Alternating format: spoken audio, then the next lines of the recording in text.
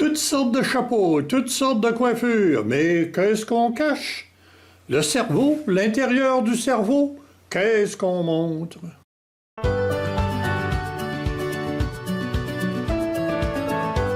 Trouver un jour une chaise de coiffure d'il y a 50, 60 ans.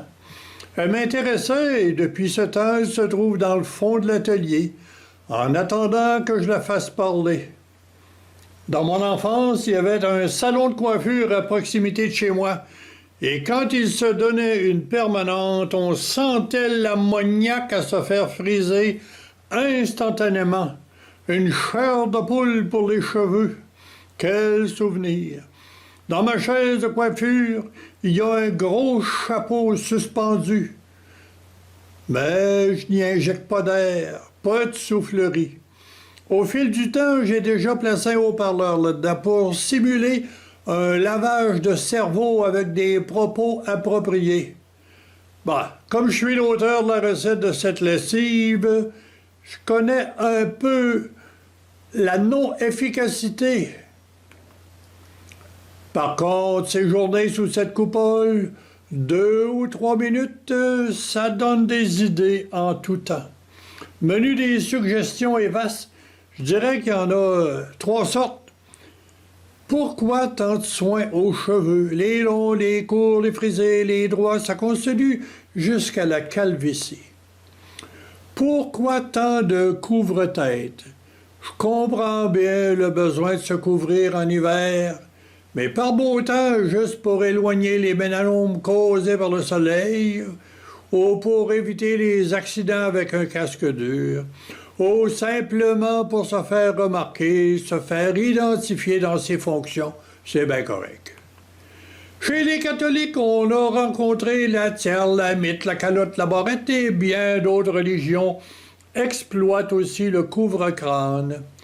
Les policiers, eux, ils vont du chapeau de cow-boy, puis des fois c'est juste une calotte.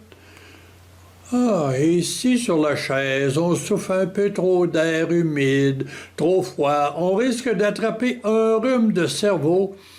Et nous voilà rendus dans le monde fascinant des sciences cognitives. On se pose toutes sortes de questions. Où est le siège de telle ou telle fonction cérébrale?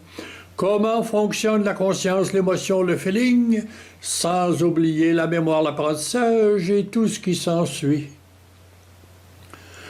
C'est bien assez, là, comme possibilité de menu. Un peu trop pour une courte vidéo. Je sens que j'en ai pas fini avec ma chaise encombrante. Je m'aperçois qu'elle est tellement suggestive, tellement provocante, avec ses capacités d'aération cervicale. Je risque d'y revenir. C'est peut-être le fétiche de la coiffe. Cette fois, je vais simplement m'interroger sur les coiffes remarquables. J'ai pas grand-chose à dire des calottes de baseball identifiées, avec un logo ou pas. C'est un simple signe d'équipe ou un signe de mode, si on le porte avec la pique à l'arrière, comme les chanteurs qui rappent, sans savoir chanter et sans talent. J'utilise moi-même une calotte bien ordinaire pour éviter les mélanomes même en été, parce que j'ai le crâne dénudé. C'est la même raison qu'on met un chapeau quand il fait froid. Je vais utiliser comme paradigme les chapeaux catholiques et royaux. Pourquoi les rois et les papes ont porté dans les grandes occasions toute une bijouterie en or, en argent et en diamant? C'est pesant et ridicule, tout comme les chapeaux à 45 degrés des délégations royales. Ça penche toujours à droite, si vous avez remarqué. Jusqu'à Benoît XVI, la tiare et autres chapeaux moyenâgeux avaient encore la cote. Et voici quelques échantillons.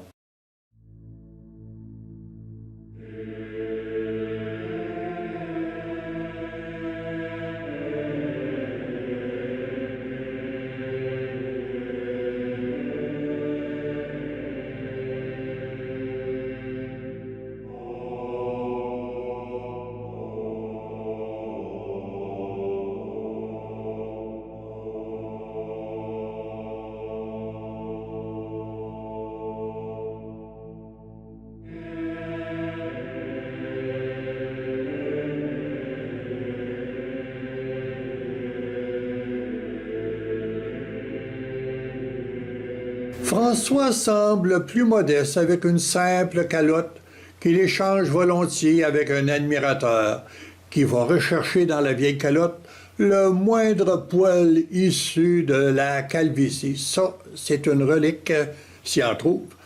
Alors, on a la tiare et ses joyaux, la mythe et ses décorations. 2 chapeaux, un par-dessus l'autre, il faut le faire. Et la barrette qui est presque abandonnée dans ce coin du monde.